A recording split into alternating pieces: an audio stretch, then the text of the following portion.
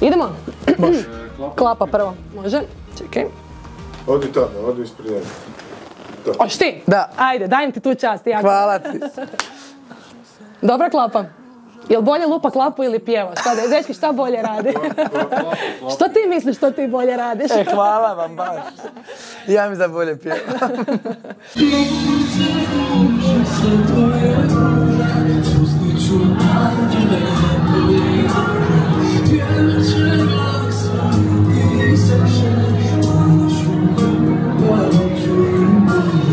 Budući da se ti i ja ne poznajemo, pa ja volim ovako saznati sa strane od ljudi koji te malo bolje poznaju, zapravo pokazat ću ti jedan video što su ljudi u tvornici rekli o tebi. Pa evo, predajem ti štafetu.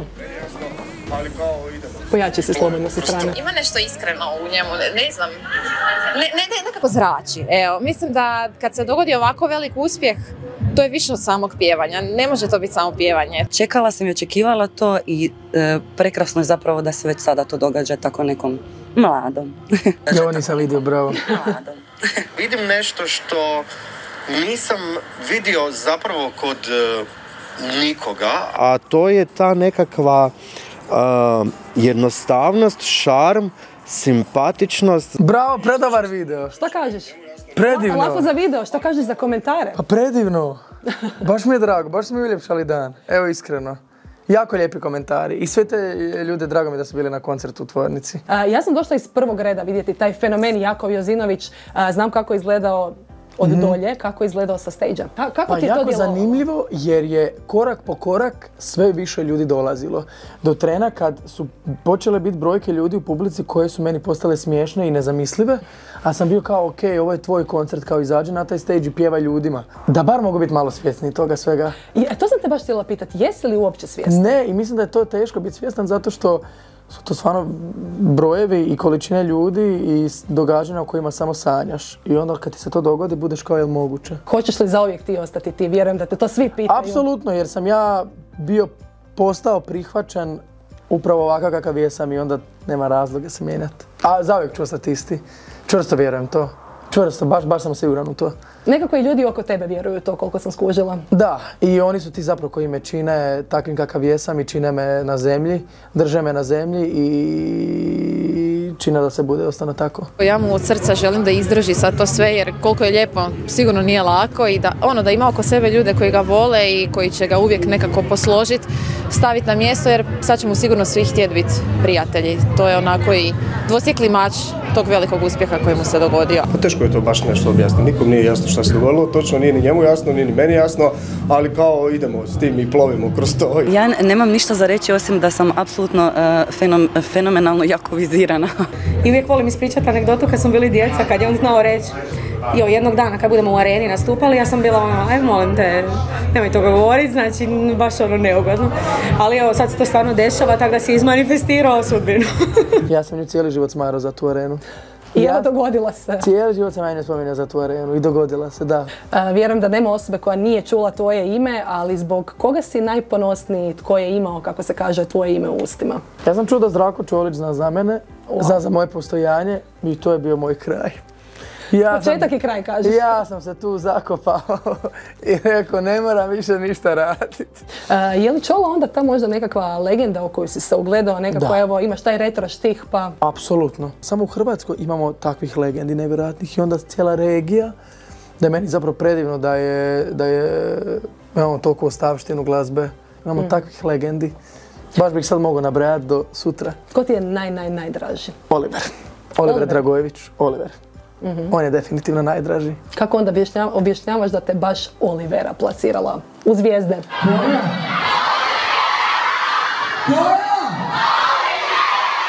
Vidite, tipa pjesma Olivera od Balaševića je pjesma za koju ja nisam znao kako će proći. Ja sam ju ubacio jer ju volim i zapravo među mladima najbolje prošla i kad i sad ju svi mladi znaju i tam je predobro. I neka je. Balašević je jedna od isto legendi koji su mi idoli, u koje sam se ugledao i neka je to Olivera bila. Meni je svakako cilj da u moje glazbi koju ću ja izbaciti se vidi ko su bili moji idoli, koje sam ja smjernice imao. Ali će naravno sve to biti na moj način, jer ipak ja trebam biti ja i ne trebam biti kopija nikog drugog. Kakav si po pitanju privatnog života i onoga što ćeš ili nećeš davati medijima? Pa, tipa privatni život jako volim čuvat, jer sam ja taj koji je izabrao javan život i javan put, a ne moji prijatelji. I onda mi je super da recimo oni imaju svoju neku privatnost i sigurnost, ali da su pored mene cijelo vrijeme koji sam u totalno javnom svijetu. I tak bi volio da ostane, iskreno. Baš bi volio da onak privatni život ostane privatni. Pričala sam međutim s ovom profesoricom pjevanja, nadam se da je u redu. Da. Rekla mi je da je jako ponosna na set listu koju si složio i da zapravo da je u tome čar svega, da treba znati odabrati. Tako je lijepo posložen repertoar što je veliki, veliki uspjeh jer ovaj repertoar je i ljudima i poznat, ali ga složiti na ovakav smislen način, kao da smo prošli njegov život. I ovaj finale, završetak, to je ravno jednoj velikoj, velikoj simfoniji. Stvarno jedna posebna osoba, jedan poseban mladi čovjek sa svojim bogom danim talentom, jedan vrijedan čovjek, jedan mladi čovjek kao što ste vidjeli, pun strasti i ljubavi prema drugome. Laura koja pjeva, nekakve teorije su se pojavile da ti je sestra zbog vašeg prisnog odnosa. Daj molim te, to nam moraš malo pojasniti. Ona je moja sestra i draga prijateljica i ona mi je sve. Ona mi je sve, znači ona je i kantautorica i svira mi, i klavir, sve mi radi. Laura je sve. Laura je baš ono sestra. Jakub to voli reći na koncertu i ja stvarno to nekako u dubini srca i osjećam prema njemu kao jedinica, a stvarno ga tak i smatram mlađim bratom. Ja njega znam predugo da bi vjerovala da se ovo dešava, ali evo, ponosni smo svi, jako smo sretni i velika podrška koliko možemo biti.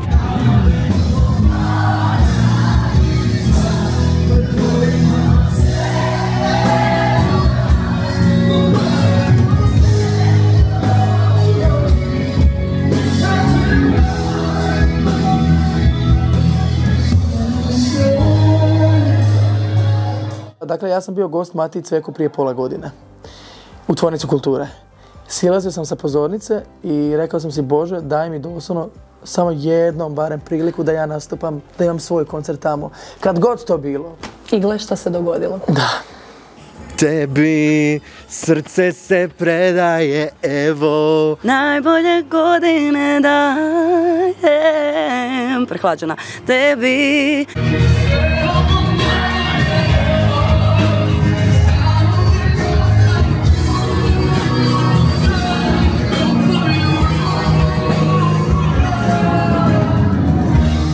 Pa znaš šta, svi su imali nekakva očekivanja što bi moglo biti na tragu nečega i ono što se meni posebno svidjelo što je bilo sve ono što možda nismo očekivali i to je možda najbolji početak. Matija, ti si autor pjesme koja je evo rasturila, da čujemo malo i o tome. Upoznali smo se na mom koncertu prije godinu i nešto sitno. U međuvremenu nas je iznenadio cijeli ovaj njegov uspjeh sa ovim obradima pjesama, rasturio je i sad evo imamo jedan obrnuti proces gdje radimo pjesmu nakon uspjeha. Tvornicu si rasprodao u rekordne 3 minute, Bravo. jel tako? 3 minute su bile u pitanju.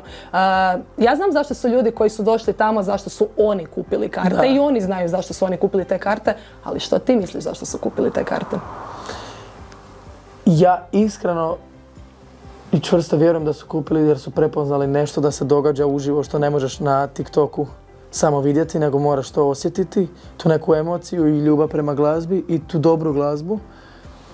Tako da ja čvrsto vjerujem da je to razlog, da nije ovo bez veze nešto, da nije ovo samo TikTok situacija koja se dogodila na društvenim mrežama. Jako puno se priča o tvojoj karizmi, vjerojatno je to doprinijelo cijeloj toj formuli za uspjeh. Uspoređujete se, bar što se karizme tiče, sa Baby Lazanjom. Što ti kažeš na te usporedbe? Baby Lazanja je legenda. Ja sam prvi vrišto za Baby Lazanju i navio kad je trebalo i dalje navijam za njega. Odličan lik, odličan glazbenik i jako cool i super. Super usporedba, neka, može. Jako puno usporedbi je sa Toše Proeskim. Da li je to breme ili blagoslov? Pa blagoslov jer je on bio predivan čovjek, prije svega. Znači ne moram uopće pisati o glasu i njegovim pjesmama. Jer ja realno ne trebam biti nikakva nova kopija nekog, ali ako me uspređu za karakter njegov, Bože hvala ti. Osim velike ljubavi prema Balaševiću, još jednu stvar imamo u zajedničku, a to je kašnjenje. Vidjela sam da si zakasnio na vlastitu premijeru spota. Da, jesam. Jesmo li ti napokon našli manu? Evo, to sam i Cveka morala pitati. Jeste, ljenost i kašnjenje nekad, jeste, našli ste mi manu, ali ne znam, da li je to dio mene ili da li je to nešto što ja mogu promijeniti, još pokušavam skužiti. Jer bi ja volio da mogu promijeniti, ali mi ne ide za sad. I ja bih voljela da to mogu promijeniti. Onda se razumijemo, da. Ali kažu da ljudi koji kasne da nije da ne respektiraju tuđe vrijeme, nego su optimistični. Bravo. Evo, slažeš li se ti s tim? Apsolutno se slažem, jer ja respektiram svačije vrijeme. Kako bi ti sebe opisao? Jesi li taj optimistični lik? Ja sam najoptimističniji lik ikad. Nekad možda i previše, pa me ljudi zaustave i daju mi reality check i budu kao, jako nije sve tako bajno. Aha. Ali sam ja baš pozitivan, baš sam pozitivan lik i ne mogu od toga. Ne možeš ti od mene napraviti pesimista ako sam ja rođen optimist. On je ona osoba koja će vam, jel trebaš pomoć, ja ću ti ponijeti, ja ću ti. On je stvarno takav i mislim da to ljudi osjete, to se ne može glumiti. On je veliki humanitarac, pomaže ljudima, ide djeci, ide u bolnice. On je stvarno jedan humanitarac koji to radi u tajnosti, a to je velika vrlina. Ono što je super kod Jakova da je čitavo vrijeme kako se kaže, down to earth i dalje on taj simpatični dečko. Pročitao sam neke komentare nakon što je radio koncerte u Beogradu. Da je ljudima nosio kofere i tako to sam i ja čitala. I da je zapravo drugi dan su ga sreli na kebabu u rodnom gradu i da je najnormalnije pričao s ljudima, tako da mislim da je da ta jednostavnost je njegova dut. Što se, daj zjevni, molim te, vidite kako se boriš, ovo ću mi izrezati. Bez brige, ma i stavite to. Kao toliko smo dosadni da Ne, umoran si, znam sve znam, ne brini, zafrkavam se. Može. Ja sam kao mali isključivo sanjao američku karijeru. Nikako kao hrvatski, kao da ja sad punim tu na Balkanu, na regiji. I šta se dogodilo? I zadnje 3 godine, upravo suprotno, ne želim ni malo američku, želim baš ovo. Jer sam tu rođen i tu je moje i tu sam ja i rođeni smo srećom u regiji koja par država prepoznaje jezik isti. Da. I to je predivno jer gdje god da dođeš ljudi vole istu glazbu. Znaš kako kažu, mi planiramo Bog se smije, evo tako i kod tebe na kraju ispalo. Bravo, mi planiramo Bog se smije. Tako nekako, da. Da, bravo. Da. Koliko ti možda evo to znači, vjera? Užasno puno. Zato što mi vjera stvara sigurnost i mir. U svom ovom ludilu i kaosu vjera je ta koja me uvijek uz mene stoji i u meni je i oslonac je moj i u najtežim trenucima i baš mi stvara mir. Ima li puno vjernika među glazbenicima? Nekako evo sad tebi to pitam, ti jadan tek zakoračio na estradu. To i mene zanima, ja bih volio da ih ima što više. Samo ti čežan se za sin moga tebe.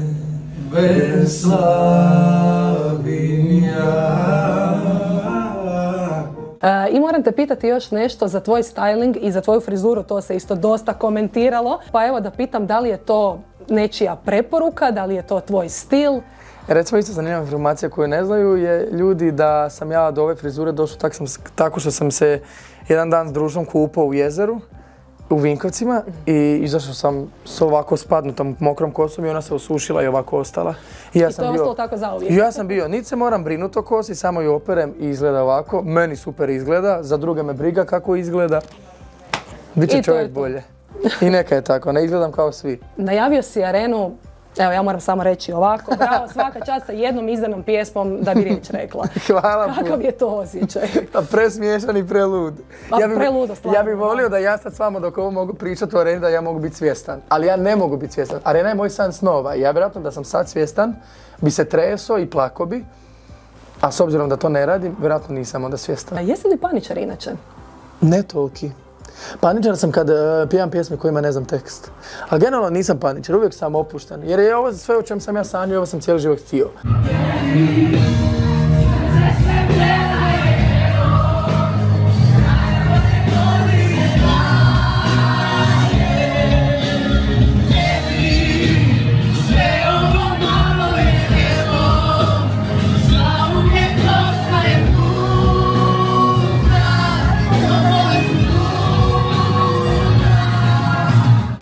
Mogu ti ja i postaviti pitanje ako hoćeš. Ne moraš, jasno. Gledaj sad.